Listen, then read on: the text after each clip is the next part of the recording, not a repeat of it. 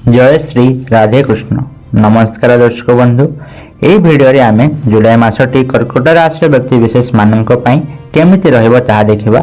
या सहित जुलाई मासरे कर्कट राशि ग्रहर स्थिति, पारिवारिक जीवन, विवाह, स्वास्थ्य, चाकरी और क्यारियर, आर्थिक व्यवसाय स्थिति, छात्र छात्री एवं शिक्षा आदि समस्त क्षेत्र विषय जानिबा। या सहित ए मासर उपाय, समाधान तथा प्रतिकार विषय जानिबा। तेबे जुलाई मासर मासिक राशिफल अनुसार ए मासरे सूर्य यथाक्रमे आपणक द्वादश एवं प्रथम घरे गमन करिवे।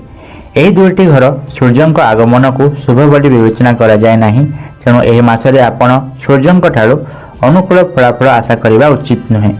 मंगलंक गमन विषय मास सारा मंगल आपणक लाभ घरे रहिबे। यह एक अनुकूल स्थिति।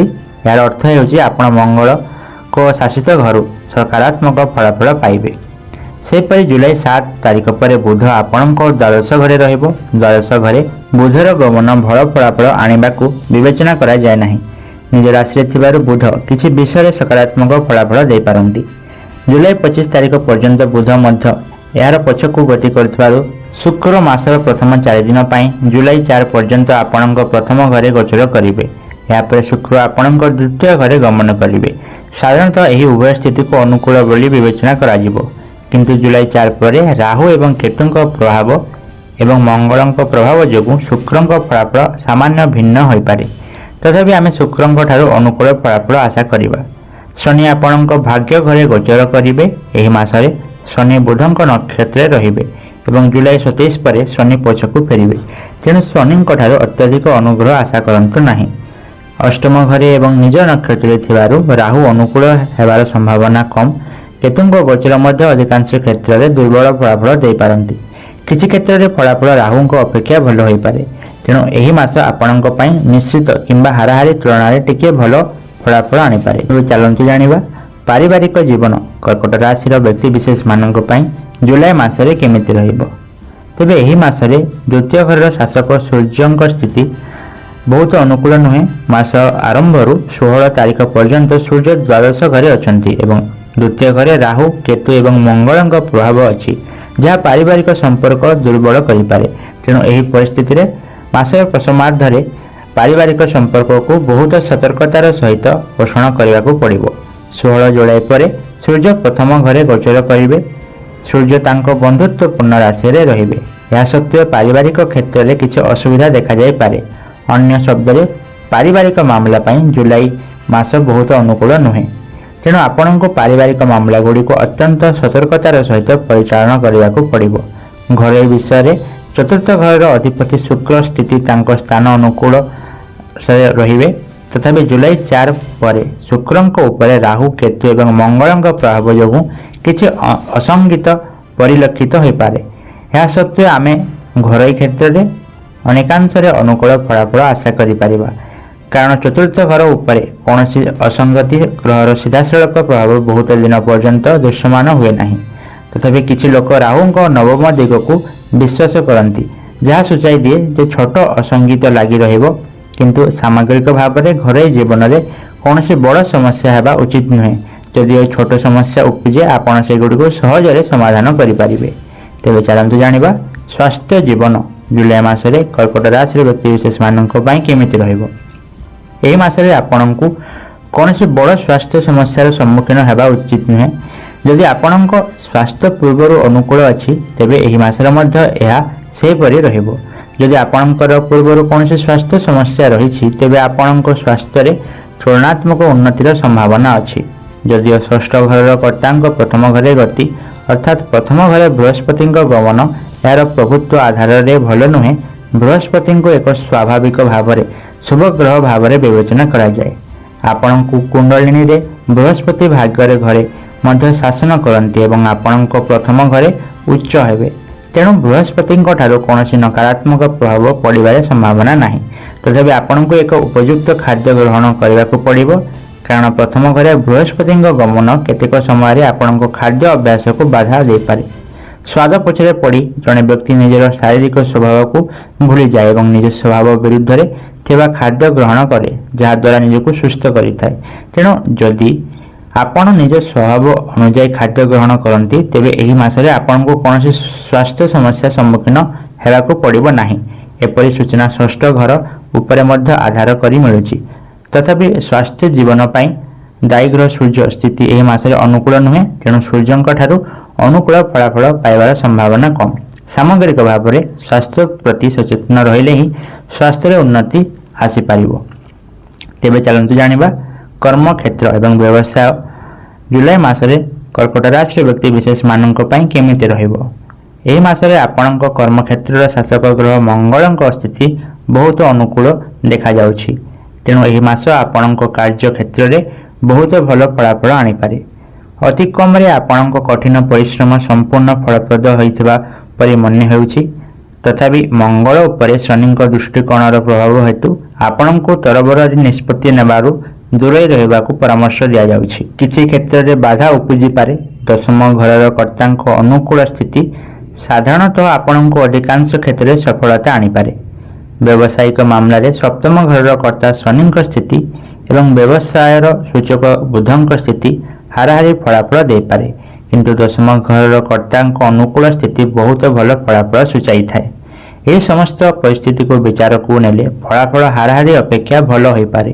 ତଥାପି ଯଦି ଆପଣ ବିପଦ ନେବାରୁ ଦୂରେଇ ଯାଆନ୍ତି ତେବେ ଏହା ଆହୁରି ଭଲ ହେବ। ନିଯୁକ୍ତି ସମ୍ବନ୍ଧୀୟ ବିଷୟଗୁଡ଼ିକ ବିଷୟରେ ମାସଟି ବହୁତ ଅନୁକୂଳ ଫଳାଫଳ ଦେଇପାରେ। ଯଦିଓ ଆପଣ ଆପଣଙ୍କ ଉପରିସ୍ଥ ଅଧିକାରୀଙ୍କ ସହିତ କିଛି ସମନ୍ୱୟର ଅଭାବ ଅନୁଭବ କରିପାରନ୍ତି, ତଥାପି ଆପଣ ଆପଣଙ୍କର ଲକ୍ଷ୍ୟ ହାସଲ କରିପାରିବେ। ସହଜରେ ଆପଣଙ୍କ ଲକ୍ଷ୍ୟ ହାସଲ କରିବା ଦ୍ୱାରା ଆପଣ ବିଜୟ ଅନୁଭବ କରିବେ। ଏହା ବ୍ୟତୀତ ଆପଣଙ୍କ ଉପରିସ୍ଥ ଅଧିକାରୀମାନେ ମଧ୍ୟ ଅନିଚ୍ଛା ସହିତ ଆପଣଙ୍କର ପ୍ରଶଂସା କରିବେ। ତେଣୁ ଚାକିରି କରୁଥିବା ଲୋକମାନେ ଅନୁକୂଳ ଫଳାଫଳ ପାଇବାର ଏକ ଭଲ ସମ୍ଭାବନା ଅଛି। ତେବେ ଚାଲନ୍ତୁ ଜାଣିବା ଆର୍ଥିକ ସ୍ଥିତି ଜୁଲାଇ ମାସରେ କର୍କଟ ରାଶିର ବ୍ୟକ୍ତି ବିଶେଷମାନଙ୍କ ପାଇଁ କେମିତି ରହିବ। ଜୁଲାଇ ମାସରେ ଲାଭ ଘରର କର୍ତ୍ତା ଶୁକ୍ରଙ୍କ ସ୍ଥିତି ସାଧାରଣତଃ ହାରାହାରି ଅପେକ୍ଷା ଭଲ ରହିବ। ଜୁଲାଇ 4 ପର୍ଯ୍ୟନ୍ତ ଶୁକ୍ର ଆପଣଙ୍କ ପ୍ରଥମ ଘରେ ରହିବେ। ଏହାର ଅର୍ଥ ହେଉଛି ଲାଭ ଘରର କର୍ତ୍ତା ପ୍ରଥମ ଘରେ ଧନର କାରକ ବୃହସ୍ପତିଙ୍କ ସହିତ ରହିବେ। ଏହାକୁ ଏକ ଅନୁକୂଳ ସ୍ଥିତି ମଧ୍ୟ ବିବେଚନା କରାଯାଏ। ଜୁଲାଇ 4 ପରେ ଶୁକ୍ର ଦ୍ୱିତୀୟ ଘରେ ରହିବେ। ଏହାର ଅର୍ଥ ହେଉଛି ଲାଭ ଘରର କର୍ତ୍ତା ଧନ ଘରେ ପ୍ରବେଶ କରିବେ। ସ୍ଥାନ ଅନୁସାରେ ଏହା ଏକ ଭଲ ସ୍ଥିତି। ଯଦିଓ ରାହୁ, କେତୁ ଏବଂ ମଙ୍ଗଳ ମଧ୍ୟ ଜୁଲାଇ 4 ପରେ ଦ୍ୱିତୀୟ ଘରକୁ ପ୍ରଭାବିତ କରିବେ, ଲାଭ ଘରର କର୍ତ୍ତାଙ୍କ ଅନୁକୂଳ ସ୍ଥିତି ସୂଚାଇ ଦିଏ ଯେ ଏହି ମାସରେ ଆପଣଙ୍କ କଠିନ ପରିଶ୍ରମ ସହିତ ଆପଣଙ୍କୁ ଭଲ ଲାଭ ଦେବ।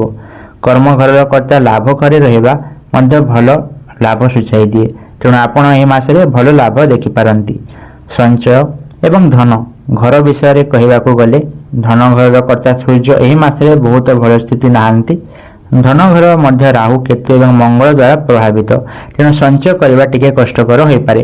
ଏହାର ଅର୍ଥ ହେଉଛି ଯେ ମାସଟି ଲାଭ ଦୃଷ୍ଟିକୋଣରୁ ଅନୁକୂଳ ହେବ, ମଧ୍ୟ ସଞ୍ଚୟ ଦୃଷ୍ଟିକୋଣରୁ ଏହା ଆପଣଙ୍କୁ ମିଶ୍ରିତ ଫଳାଫଳ ଦେଇପାରେ।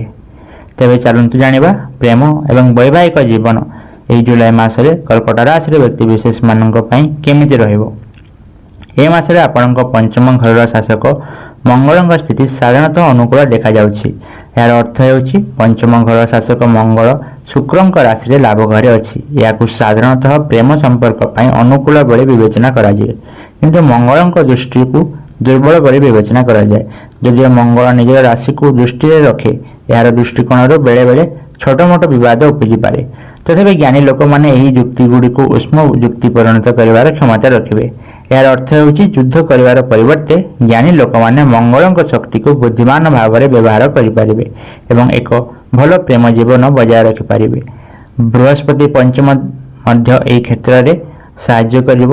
ଏହା ଅର୍ଥ ହେଉଛି ସାଧାରଣତଃ ତୁମର ପ୍ରେମ ଜୀବନରେ କୌଣସି ବଡ଼ ସମସ୍ୟା ନାହିଁ। ପ୍ରକୃତରେ ଯଥେଷ୍ଟ ପରିମାଣରେ ସୁସଙ୍ଗତା ହୋଇପାରେ। ନିର୍ବନ୍ଧ କିମ୍ବା ବିବାହ ସମ୍ବନ୍ଧୀୟ ମାମଲାରେ ଆଗକୁ ବଢ଼ିବା ପାଇଁ ଏହି ମାସ ଆପଣଙ୍କ ପାଇଁ ସହାୟକ ହୋଇପାରେ, ତେଣୁ ଆପଣ ଏହି ବିଷୟଗୁଡ଼ିକୁ ଆଗକୁ ବଢ଼ାଇବା ପାଇଁ ପ୍ରୟାସ କରିପାରିବେ। ବୈବାହିକ ଜୀବନ ବିଷୟରେ ଏହି ମାସ ସାଧାରଣତଃ ଅନୁକୂଳ ହୋଇପାରେ। ଯଦିଓ ସପ୍ତମ ଘରର ଅଧିପତି ଶନିଙ୍କ ସ୍ଥିତି ବହୁତ ଦିନ ଧରି ମଧ୍ୟମ ରହିଛି, ଅନ୍ୟ ଗ୍ରହଗୁଡ଼ିକର ସ୍ଥିତି ସୂଚାଇ ଦିଏ ଯେ ଯଦି ଆପଣ ବୁଝାମଣା ଦେଖାଇବେ ତେବେ ଆପଣଙ୍କ ବୈବାହିକ ଜୀବନ ଅନୁକୂଳ ରହିବ। କୌଣସି ବଡ଼ ସମସ୍ୟାର ସମ୍ଭାବନା ନାହିଁ। ଆପଣ ଏକ ସନ୍ତୋଷଜନକ ବୈବାହିକ ଜୀବନ ଉପଭୋଗ କରିପାରିବେ।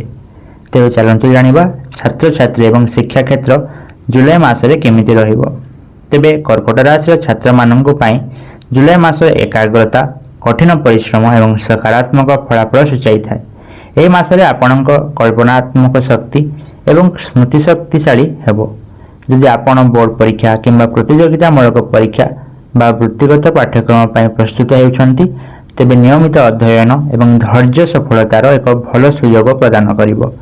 ଆପଣ ଆପଣଙ୍କ ଅଧ୍ୟୟନରେ ଧ୍ୟାନ ଦେବେ ଏବଂ କଷ୍ଟକର ବିଷୟଗୁଡ଼ିକୁ ବୁଝିବାରେ ଅଗ୍ରଗତି କରିବେ। ଆପଣ ସୃଜନଶୀଳ ଏବଂ କଳାତ୍ମକ ବିଷୟଗୁଡ଼ିକରେ ଏକ ବିଶେଷ ଆଗ୍ରହ ବିକଶିତ କରିପାରନ୍ତି। ଆପଣ ଶିକ୍ଷକ ଏବଂ ପରିବାର ଠାରୁ ସମର୍ଥନ ପାଇବେ। ନିୟମିତ ସଂଶୋଧନ ଏବଂ ନୋଟ୍ ନେବା ଲାଭଦାୟକ ହେବ। ତେବେ ଚାଲନ୍ତୁ ଜାଣିବା ଜୁଲାଇ ମାସରେ କର୍କଟ ରାଶିର ବ୍ୟକ୍ତିବିଶେଷମାନଙ୍କ ପାଇଁ ଶୁଭ ତାରିଖ। ଏହି ମାସରେ ଆପଣଙ୍କ ପାଇଁ ଶୁଭ ତାରିଖ ମାନେ ହେଲେ 2, 6, 10, 15, 19, 24 ଏବଂ 29 ଜୁଲାଇ। ସେହିପରି ଅଶୁଭ ତାରିଖ ମାନେ ହେଲେ 4, 12, 18 ଏବଂ 27 ଜୁଲାଇ। ଏ ମାସରେ ଆପଣଙ୍କ ପାଇଁ ଶୁଭ ରଙ୍ଗ ହେଲା ଧଳା ଏବଂ ହାଲୁକା ନୀଳ ଏବଂ ଶୁଭ ସଂଖ୍ୟା ହେଲେ 2, 4 ଏବଂ 7।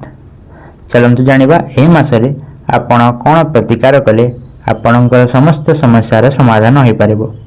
ଏ ମାସରେ ଆପଣ ନିୟମିତ ଭାବରେ ସୂର୍ଯ୍ୟ ଦେବତାଙ୍କୁ କୁଙ୍କୁମ ମିଶ୍ରିତ ଜଳ ଅର୍ପଣ କରନ୍ତୁ। ନିୟମିତ ଭାବରେ ଆପଣଙ୍କ କପାଳରେ କେଶର ତିଲକ ଲଗାନ୍ତୁ।